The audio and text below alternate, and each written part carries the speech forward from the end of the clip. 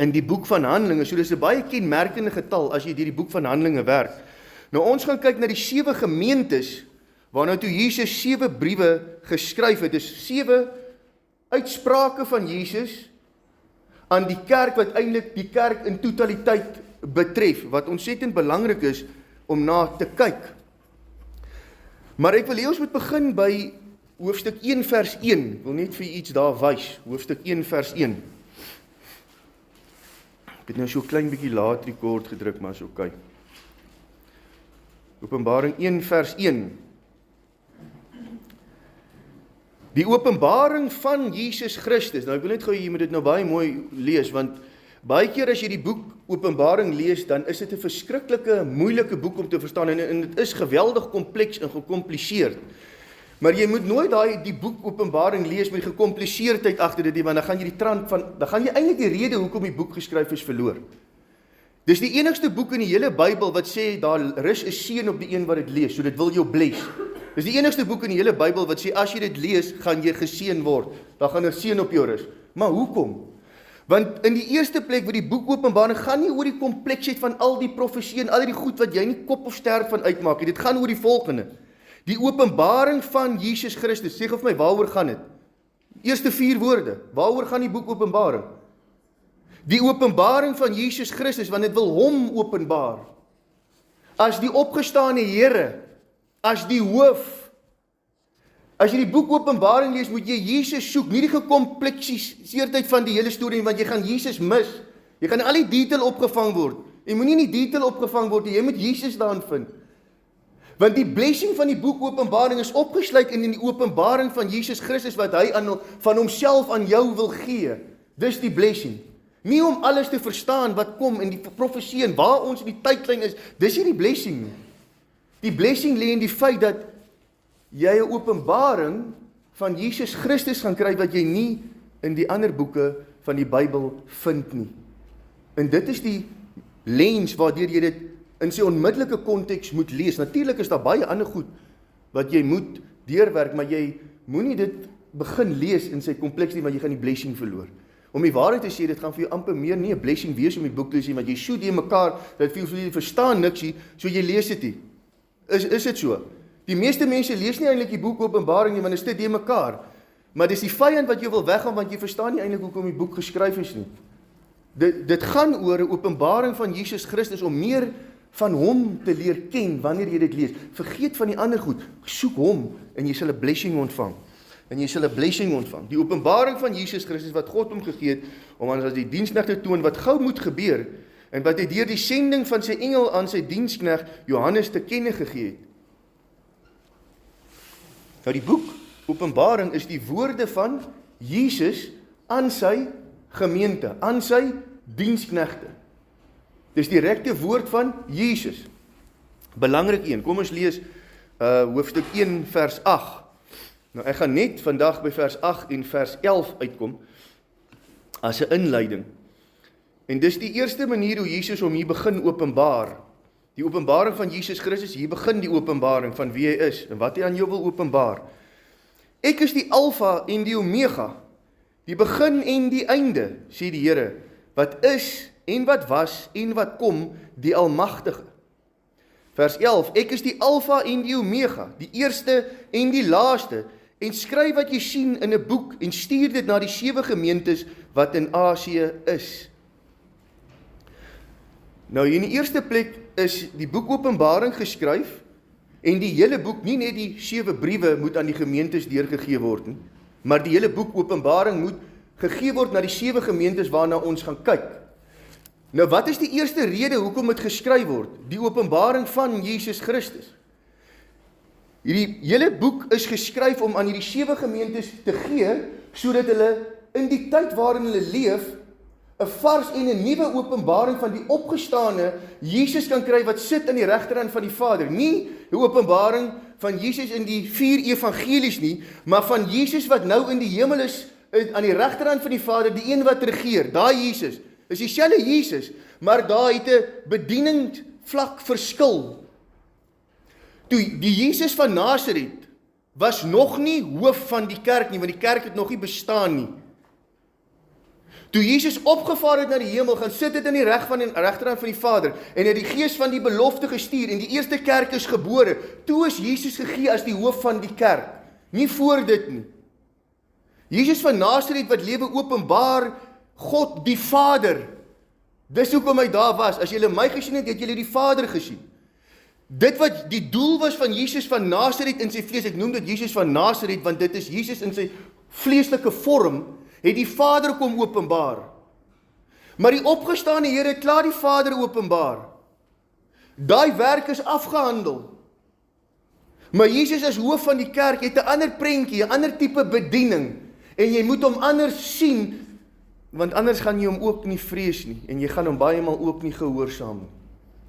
Want jy sien hom net as hierdie sagte lammetjie, maar hy is nie net hierdie sagte lammetjie nie. Hy is baie groter as net 'n lam. Hy is 'n leeu, en hy is kragtig, en hy is sterk. En hy is die alfa en hy is die omega, dis die begin en die einde van die Griekse alfabet. Die Griekse alfabet begin by alfa en hy eindig by omega, net soos wat ons alfabet begin by A en hy eindig by Z. En hy is die begin en hy is die einde, en dan sê dit weer, en hy is die eerste en hy is die laaste. En hy is die een wat was, en hy is die een wat is, en hy is die een wat sal kom. Nou, dit is baie interessant dat dit hier van Jesus so praat, want dit wil eintlik sê, Jesus is die omvatting van alle tyd. Die bedoeling van hom, hy is die begin en hy is die einde, hy is die alfa en die omega, wil eintlik sê, hy is die volle som van 'n ding. He is absolute completeness. As jy sê alles tussen A en Z, wat sê jy eintlik? Alles. Dis die volle prentjie. Van A tot Z. Ek sal vir hierdie ding verduidelik van A tot Z, dit beteken jy gaan vir hom van die begin tot die einde alles in detail en jy gaan niks uitlos nie. En Jesus is absoluut die volledigheid van tyd. Sonder Jesus is daar nie 'n ding soos tyd nie. Hy is tyd. Hy is van die begin. Hy is nou en hy gaan ewig wees. Ons weet nie waar sy begin nie, ons weet ook nie waar sy einde nie. Daar is geen einde nie. Hy is als en in als en alles is tot hom en vir hom en deur hom.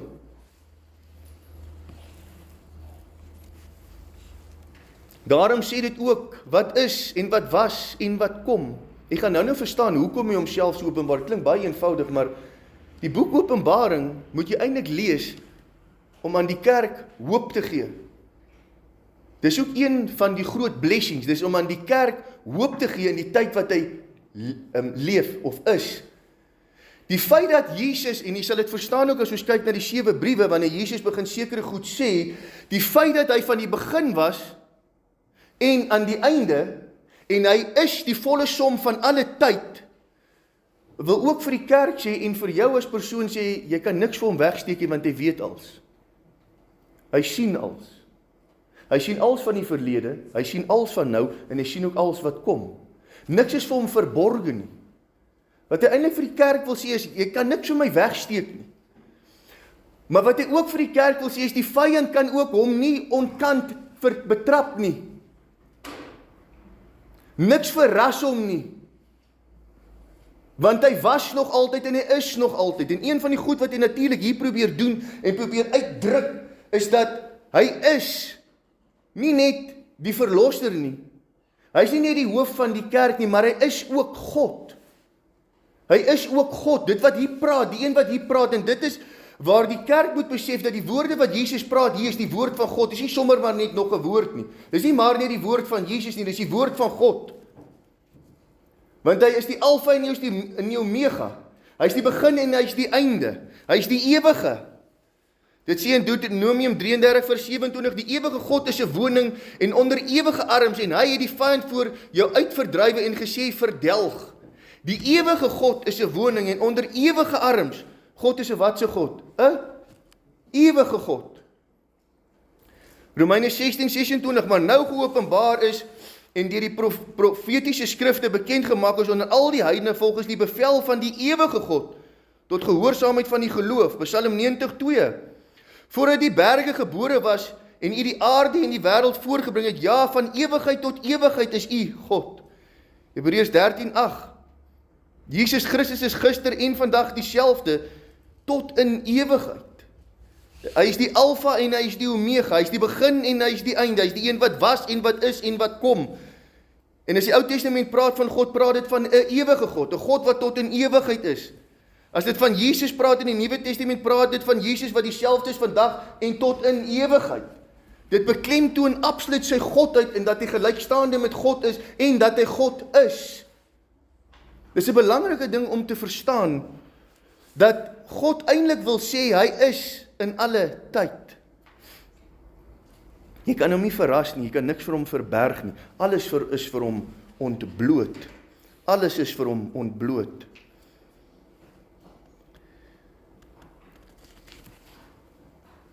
Dit sê hierso in Johannes 1. In die begin was die woord en die woord was by God en die woord was God en hy was in die begin by God. En alle dinge het deur hom ontstaan en sonder hom het nie een ding ontstaan wat ontstaan het nie. Dis baie duidelike beklemtoning van sy godheid. Dat hy nie net die lam van Juda is nie, maar dat hy die seun van God is, maar God homself is. Totaal en al een met God. Ek is in die Vader en die Vader is in my. En ek en die Vader is een. Dis 'n absolute uitbeelding van sy godheid. En dat dit wat kom, moet met absolute gesag en autoriteit aanvaar word. Hy praat met autoriteit en gesag. Is nie iets om ligtelik op te vat nie. Dan sluit vers 8 af met die woordjie, ek is die alfa en die omega, die begin en die einde, sê die Here, wat is en wat was en wat kom, die almagtige. Die almagtige. Is baie interessant dat hulle daai woordjie gebruik, in dieselfde sin van dat hy die begin is en hy is die einde, en hy is die eerste en hy is die laaste, en hy een wat was, en een wat is, en die een wat sal kom. Nou gebruik hulle die woordjie almagtige. Almagtige, dis die Griekse woordjie pantokrator. Pantokrator. Nou kratos, ek gaan dit vir julle lees. Kratos beteken being in the grip of him whose hand are in all things. Being in the grip of him whose hands are in all things. God the Almighty who has his hands in everything and on everything. Dit beskryf God se absolute krag en autoriteit oor alle dinge. Hy is die kragtigste wat bestaan en dis die hoogste gesag van autoriteit. Dit is belangrik om dit te verstaan. Who has his hands on everything and his hand on everything. Who has his hand grip on everything. Hy het 'n grip op alles, hy het 'n houvas op alles. Nou hy is die begin en hy is die einde. Hy is die eerste en hy is die laaste. Hy is die een wat was en wat is en wat kom. En in hierdie hele proses van tyd, van die verlede en die hede en die toekomstige, wil dit eintlik aan die kerk hoop gee om te sê, maak nie saak wat die omstandighede is nie, maak nie saak hoe dit om julle lyk nie, maak nie saak hoe die vyand aankom nie, maak nie saak wat gebeur nie. Nou hierdie is baie belangrik, dit klink nie nou so verskriklik, maar as jy die boek Openbaring lees, dan gaan jy verstaan, ek verstaan eintlik hoekom hy dit aan die begin sê. Want die boek Openbaring openbaar eintlik die triomferende Jesus. Die een wat oorwin. Die een wat die draak in die poel van vuur werp. Die een wat in ons die ewige lewe gee en ons stap in en ons eet van die boom van die lewe. Dit openbaar die oorwinnende Jesus, die ruiter op die wit perd. Dit openbaar eintlik 'n oorwinnende kerk. Al voel die kerk tans verslaan en al voel jy depressief en al voel jy af en al lyk dit nag om jou, wil God eintlik sê, kyk maar, ek is die alfa en ek is die omega, ek is die begin en ek is die einde en ek het 'n grip op alle tyd. Moenie dink my hand is nie daaraan nie, al lyk dit hoe sleg, hoe donker om jou. Ek het 'n grip op hierdie ding, moenie worry nie. Hou jy maar net vas. Al lyk die tye hoe sleg en al praat die profesie van hoeveel goed wat kom. Ek het 'n grip hier op, moenie worry nie. Dit as jy in my hand is, sal niks jou daar uithaal nie, want ek het 'n grip daarop. Hy het 'n houvas en 'n invloed op alle tyd. Dit beteken wat hy eintlik hier in die kerk wil deurgee, daar's geen punt in enige tyd waarin hy nie 'n houvas of 'n invloed op het nie. Wat hy eintlik deur dit aan die kerk wil openbaar, dat hy is besig om tyd te stuur. Die vyand dink hy kom met 'n aanslag, dan sê God, nee wat, ek sal alles ten goeie laat meewerk vir die wat my liefhet. Die vyand dink, hy laat jou hier in 'n gat val, as swaai God hy ding net weer so, want hy het 'n grip op alle tyd en alle dinge, en dan beweeg hy hom weer in die rigting wat hy hom wil hê, en dan kom die vyand en hy dink hy oorwinning, en hy laat jou in 'n gat val, en hy maak jou negatief, en dit voel vir jou is besig om te glip en te gly, en dan sê God, nee, wag, ek laat alles ten goeie meewerk vir die wat my, en dan druk jy hom weer daai kant toe. en dan wil hy eintlik maar net vir die kerk hoop, jy maak nie saak wat op jou afstorm nie, ek het my hand daarop, en ek het 'n grip daarop, en ek is besig om tyd te stuur, want ek was, en ek is, en ek sal weer kom, en ek is in beheer van alle dinge, en niks is buite my beheer nie. Weet jy wat, hy gebruik selfs die vyand om sy wil te laat geskied,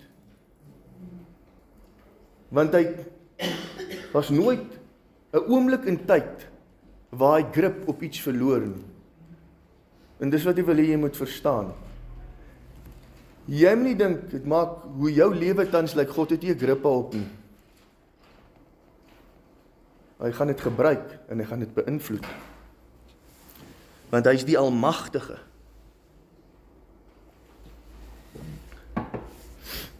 Dit is baie interessant. Kom ek lees maar net die verse. Die almagte beteken, daar is ander wat mag het, maar hy het almag. Hy is die hoogste vorm van krag en gesag en autoriteit. En alle dinge is onder sy voete geplaas. Efesiërs 1 vers 19 sê, en wat die uitnemende grootheid van sy krag is vir ons wat glo. Dis hierdie Jesus wat nou praat. Sy krag, en wat die uitnemende grootheid van sy krag is vir ons wat glo, na die werking van die krag van sy sterkte, wat hy gewerk het in Christus toe hy met die dode opgewek het, en laat sit het aan sy regterhand in die hemele.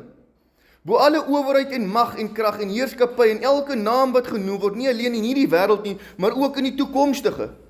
En hy het alle dinge onder sy voete onderwerp, en hom as hoof bo alle dinge aan die gemeente gegee, wat sy liggaam as die volheid van hom, wat alles en almal vervul. Hy is die Alfa en hy is die Omega, en hy is die Almagtige. Alle dinge is onder sy voete geplaas. Want wat Jesus hier vir die kerk wil sê in hierdie eerste, in vers 8 is, in die eerste plek dat hy is die volle som van alle tyd. Maar in die volle som van alle tyd het hy konstant 'n grip op tyd en die gebeure van tyd. En dan lyk dit hoe chaoties. Moenie bekommerd wees nie, my seuns en my dogters. Ek het my hande op. Ek het my hande op. Moenie worry nie. Ek is in beheer hier. Al lyk dit of ek nie in beheer is nie, want jy observeer dit uit jou menslike opinie en God sien anders as wat jy sien. Moenie worry nie, al sal uitloop. En dis wat jy eintlik in die boek sien, is wanneer jy aan die begin lees, maar ek het my hand hier op, dan kan jy dalk dink, joh, maar Here, hoe kyk jy goed wat ons deurgaan? En dan lees jy deur die res van die boek, dan sien jy, maak nie saak wat kom nie, Jesus gaan oorwin. Ons gaan in ons eindbestemming in. Ons sal oorwinnend wees. Die draak sal in die poel van vuur gewerk word. En aan die einde van tyd sal jy terugkyk en sien, wow, maar God was bonatuurlik wys en vol insig in die manier hoe hy die hele tyd van die mens georgestreer het om sy wil te laat geskied, en dat die einde tot 'n absolute klimaks kom, waar die ruiter op die wit perd triomfeer. Lees dit in die lig daarvan. Romeine 11:36, want uit hom en deur hom en tot hom is alle dinge. Syne is die heerlikheid tot in ewigheid. Want uit hom en deur hom en tot hom is alle dinge. Alle dinge is deur hom. Hy was in die begin. Is tot hom. En is vir hom. Hy is in volle beheer. Hierdie woordjie almagtige, Pontekratos, kry jy net 10 keer in die hele Nuwe Testament. Kry jy net 10 keer in die Bybel. Wat baie interessant is, 9 uit die 10 keer is in die boek Openbaring. 9 uit die 10 keer is in die boek Openbaring. Jy kry dit net een ander plek in die hele Nuwe Testament. Want die boek Openbaring wil aan die kerk hoop gee om te sê, die opgestane Here, die Here Jesus Christus, hy is die Almagtige, en jy moet dit verstaan, dat hy is die Almagtige. Hy is die Pontekratos, hy is die hoogste gesag, die hoogste krag. Daar's niks hoor hom nie, alles is onder sy voete gestel. Daar is niks wat hom kan oorval nie, daar's niks wat hom kan oorwin nie, daar's niks wat hom kan oorkom nie. Die kerk is eintlik in 'n triomferende posisie, al lyk dit hoe in die fisiese omstandighede, maar God is in beheer, hy has a grip on all things in all time. Jy kry dit 9 keer uit die 10 keer in die boek Openbaring. Dit sê hier so in 2 Korintiërs 6:8 en dis die enigste ander plek in die Nuwe Testament waar jy daai woordjie kry. En ek sal vir julle 'n vader wees en julle sal vir my seuns en dogters wees, spreek die Here, die Almagtige. Openbaring 1 vers 8. Ek is die Alfa en die Omega, die begin en die einde, sê die Here, wat is en wat was en wat kom, die Almagtige. Dis die eerste keer in die boek Openbaring. Die tweede keer is Openbaring 4:8. En die 4 lewende wesens het elkeen vir homself 6 vlerke gehad, En hulle was rondom en van binne vol oë, en hulle het sonder ophou dag en nag gesê, heilig, heilig, heilig is die Here God, die Almagtige, wat was en wat is en wat kom. Weet jy hoeveel keer kry hierdie ding, wat was en wat is en wat kom? Die derde keer in die boek Openbaring, hoofstuk 11:17, ons dank U, Here God Almagtige, wat is en wat was en wat kom, dat U groot mag aangeneem en as koning geheers het. Ons dank U, Here God Almagtige, wat is en wat was en wat kom. Die vierde keer, Openbaring 15:3, en hulle het die lied gesing van Moses, die diensknegt van God, en die lied van die lam, en gesê, groot en wonderlik is U werke, Here God Almagtige, regverdige en waaragtige is U weë, o koning van die heiliges. Die vyfde keer, Openbaring 16:7, en ek het 'n ander een uit die altaar hoor sê, ja, Here God Almagtige, waaragtig en regverdig is U oordele. Sesde keer, Openbaring 16:14, want dit is geeste van duiwels wat tekens doen, wat uitgaan na die konings van die aarde en die hele wêreld om hulle te versamel vir die oorlog van daardie groot dag van die Almagtige God. Die sewende keer, Openbaring 19:6, en ek het iets gehoor soos die stem van 'n groot menigte en soos die geluid van baie waters en soos die geluid van sterk donderslae wat sê, halleluja, want die Here God, die Almagtige, het die koningskap aanvaar. Die agste keer, Openbaring 19:15, en uit sy mond gaan daar 'n skerp swaard om die nasies daarmee te slaan. En hy sal hulle met 'n ysterstaf regeer, en hy trap die parskyp van die wyn, van die grimmigheid en van die toorn van God, die Almagtige. Openbaring 21:22, en 'n tempel het ek nie daarin gesien nie, want die Here God, die Almagtige, is sy tempel en die lam. Dis die 9de keer. 9 keer in die boek van Openbaring kry jy die beklemtoning dat God en Jesus is die Almagtige. En van die eerste openbarings wat Jesus van homself gee in die boek van Openbaring, in hoofstuk 1, sê dit, die openbaring van Jesus Christus. Dit wil hom openbaar, maar dit wil hom openbaar sommer uit die bed uit, van die heel begin af, as die Alpha en die Omega, die begin en die einde, die een wat was, wat is en wat sal kom, wat beteken hy is die volle som van alle tyd. Maar hy is die Almagtige, hy het grip op alle tyd, hy het invloed op alle tyd, hy regeer oor alle tyd, niks is buite sy beheer nie. En ek wil hê jy moet van die begin af verstaan dat jy is in 'n posisie van oorwinning, maak nie saak hoe dit lyk nie. Wat 9 maal in die boek Openbaring, hy is die Almagtige, hy is die Almagtige, hy is die Almagtige, hy wil oor en oor en oor vir die kerk herinner, I've got a grip on time, I've got a grip on all things, I've got my hands on all things, moenie bekommerd raak nie, I am in control, ek is in beheer, moenie stres nie, moenie worry oor die omstandighede nie, volg maar net vir my, al is dit hoe moeilik, die einde sal oorwinnend wees, lees maar net hierdie boek, en ek sal myself aan jou openbaar, en jy sal agterkom, ek is die Almagtige, ek is in volle beheer, al voel jy buite beheer, jy was nog nooit daar om in beheer te wees nie, maar hy om in volkome beheer te wees van jou, en jou hart, en jou siening, en jou emosies, en als.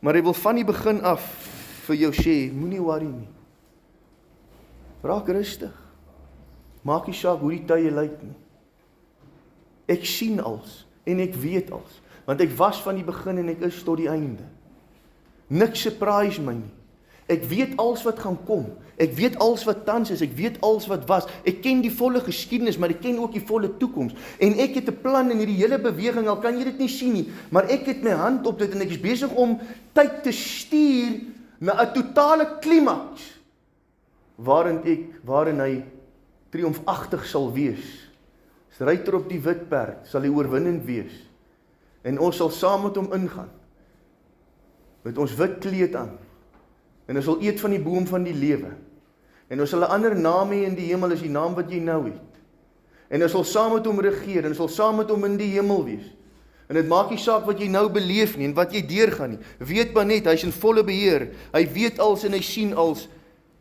en hy is Jesus, die Almagtige, die een met volle gesag, vandag net tot daar.